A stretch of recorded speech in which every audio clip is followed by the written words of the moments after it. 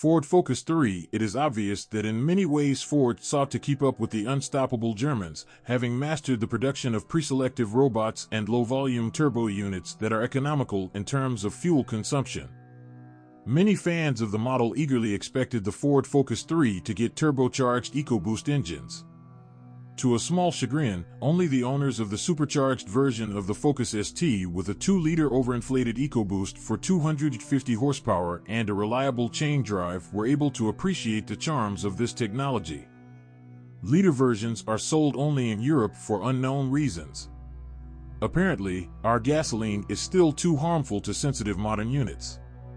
Yes, acceleration of the Focus ST to 100 in just over 9 seconds can impress hotheads, but for such dynamics, the owners of such a car often have to pay the risk of detonating the engine and splitting the piston skirts of 3 to 4 cylinders, which again reminded us of the pranks of Volkswagen units. The manufacturers solved the detonation by filling in new calibrations in the engine ECU. Of the more common engine problems, the likelihood of turbine death before the mark of 100,000 kilometers and breakdown of the VCT valve timing mechanism. For those who do not want to arrange burnout and other burnouts, aspirated 1.6 liters are quite suitable. In principle, Duratec power units are quite good, but seem slightly outdated, and 125 horsepower versions suffer from 2 catalysts malfunction after a run of 120,000 kilometers, as a result of which offal has to be removed from the assembly. In addition, the exhaust system, equipped with 4 oxygen sensors, adds to the headache and fails about twice as often as, for example, a 105 horsepower engine. With deposits in the combustion chamber also quite often flash among the reports of the third-generation Focus guides, and this is both a difficult start of the engine and its uneven operation. Interestingly, many faced this problem during the warranty period, but dealers quickly treated the disease with the same installation of new software. The time-tested 2-liter chain-driven GDI gasoline unit, molded on the basis of Duratec 1.8 with the participation of the Japanese from Mazda, can be considered the most reliable of the entire Focus engine line.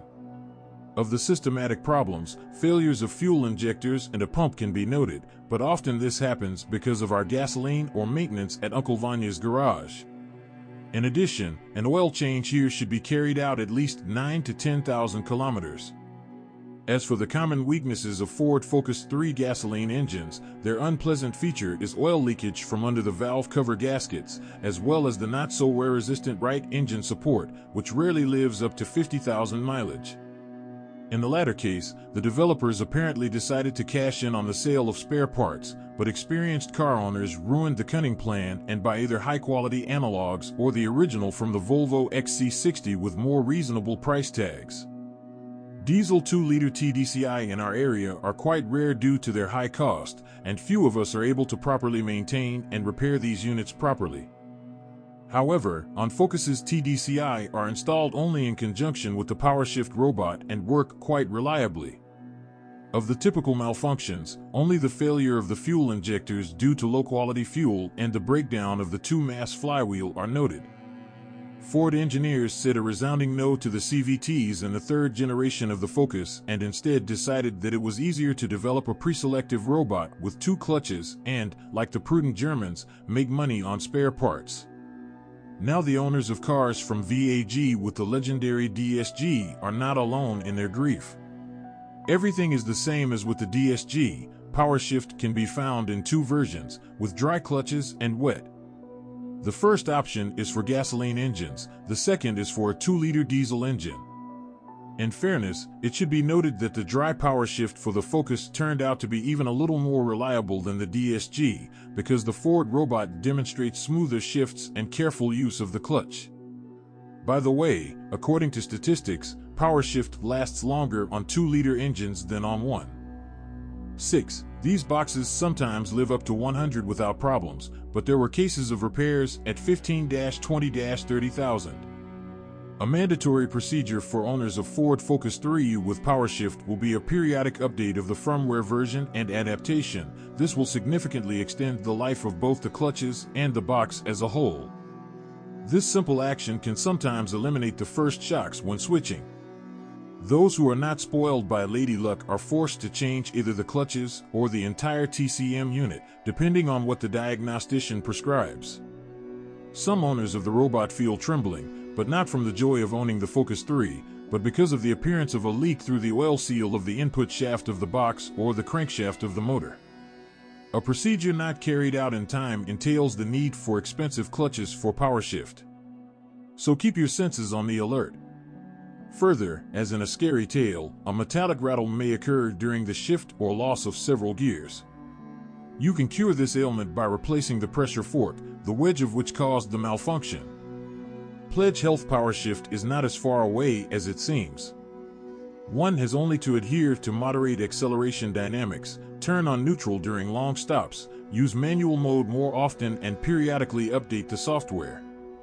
As you can see, measures to increase the service life of the manual transmission are available to everyone, but as practice shows, not everyone can control themselves.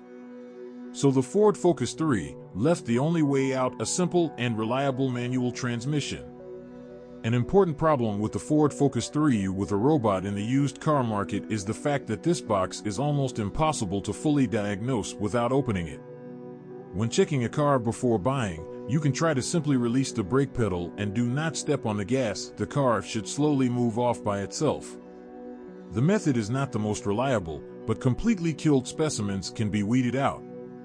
Most importantly, you can't listen to any seller's guarantees, because the risk of getting on expensive repairs is simply huge. If you don't want to be nervous about possible serious costs, then feel free to choose a mechanic and make sure that the oil from the manual transmission does not leak through the drive seals, and ride to your health. Perhaps the weakest point of the Ford Focus 3 is the steering rack, which can start knocking on the brain after the first 30,000 kilometers. The main trouble is not even that such a defect was made by the manufacturer, but that replacing the entire assembly at the dealer under warranty does not solve the problem at all. After a couple of tens of thousands, everything starts again, and so over and over again. This is a real pain for all owners of 3 Focuses, which, on forums and in various reviews, only the lazy did not write or talk about. The problem of the steering rack will force you to endlessly change it to a new one until this damn thing finally gets tired and you get rid of the car. But, as often happens, garage servicemen dealt with a chronic ailment, who simply grind a plastic sleeve broken to death from a more durable material, and, lo and behold, the knock disappears forever. What definitely cannot be ignored by the dealer, so as not to one day end up in a ditch or park on a lamppost, is problems with the electric booster. Just like the first versions of the Grants, the Euro Focus 3 can take up piloting on its own, that is, try to taxi where it wants to or completely lose its amplifying properties at an unnecessary moment. Here the Culebins will not help dealers and nothing more. The suspension went to the Ford Focus 3 from its predecessor with a minimum number of changes and is a McPherson in front and a complex thruster multi-link rear. There are no big questions about reliability here. The situation is clearly above average. Up to 80,000, the chassis feels quite normal. Then, with an increase in mileage, as expected, a progressive increase in the number of problems begins. First of all, bushings and SPU struts, wheel bearings and ball bearings of the front levers die. If you remember, this order has been preserved from its predecessor. By and large, these are all the little things that change relatively inexpensively and quickly. Shock absorbers calmly cope with their work for the first 100 TkM, however, those that are behind catastrophically do not tolerate overloads and can start up snot much earlier. The front silent blocks can easily withstand about 150,000 mileage, which, you see, is a very worthy indicator. Everyone remembers how scary it was to get into a major overhaul of the Focus 2 rear suspension. Here the situation is similar, so the third generation Focus with a mileage of about 200 TkM will be a similar kind of danger. The braking system also pleases with its reliability, and therefore there were practically no complaints from the owners about the squeaks of the linings and the sound of the calipers. The front pads on models with 1.6-liter engines live quietly for about 40,000, but in 2-liter versions, the service life is about 1.5 times shorter. The soft and modern interior of the Ford Focus 3 is its forte. The original appearance, unlike classmates, persists for a long time. The only thing is that the seat padding does not hold its shape very well. It is pressed through, which is clearly seen in used cars.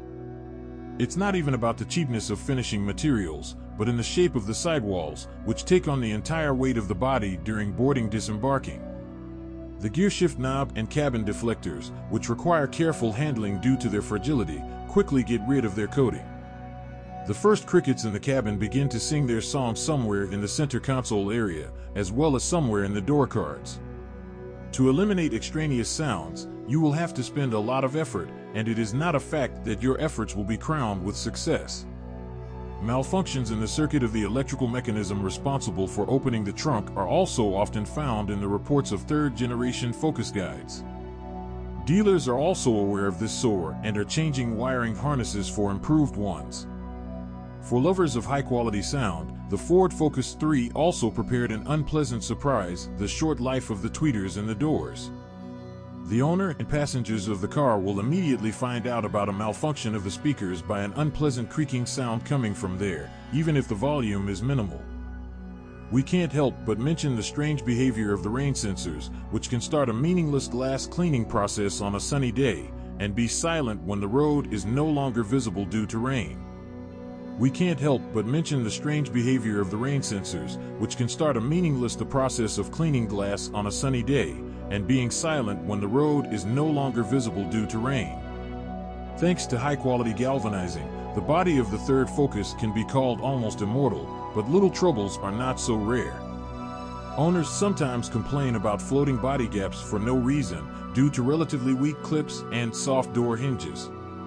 Plus, with such a clearance, it is very difficult to keep track of the integrity of the lip of the front bumper and not tear off the anti-corrosion protection of the bottom. Be especially careful with the protection of the windshield. It is worth protecting it not only from spikes flying towards you, but also from improper use of the heating button, for example, before you scrape ice from the car in winter. An impressive list of shortcomings may scare away a potential buyer of the Focus 3, but this model certainly cannot be called an outsider of the class. The engines here do not have problems that cannot be tolerated, and the chassis, in general, deserves praise. There are problems with auxiliary equipment, but there are not too many of them, and the price of the solution cannot be called exorbitant. As for the PowerShift robot, everything is rather deplorable here, but not like on the VAG DSG. It is difficult to say whether the robotic box was deliberately made so unpredictably reliable, or it just happened, but the owners of cars with such a transmission continue to rake up the consequences after the crafts of Ford designers. It also cannot be argued that the creators of the model did it in a slipshod manner, because the work was impressive, although most of the complaints from the owners relate specifically to innovations.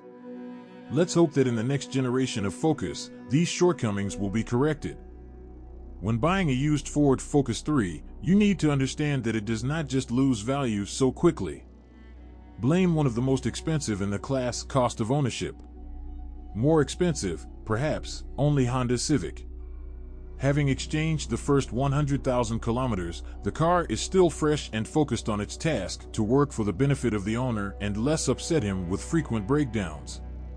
But this is possible only if the Focus is normally, and most importantly, timely serviced. Problems may arise with the latter, since Focus 3 owners, looking at the prices of original parts, look at the Chinese analog market in the hope of saving money or neglect the rules of car operation. From this, on the used market, you can often find instances with leaked motor mounts, cracks on the windshield, brake discs worn to a frightening state, or Chinese SH wherever possible. Coiled runs are also the norm here. However, there are dead robots in the secondary market today infrequently, because it is almost impossible to hide his death from the buyer. The appearance of a used Focus is often far from perfect due to bumps on the front lip and the bumper protruding from the grooves or scratches caused by branches to a rather soft paintwork. The interior, on the other hand, can be frightening with a shabby steering wheel, squeezed bends in the lateral support on the seats, broken deflectors, and stains on the upholstery. In general, our auto selection experience suggests that it is extremely difficult to find a third Focus in close to ideal or even good condition with a mileage of over 100,000.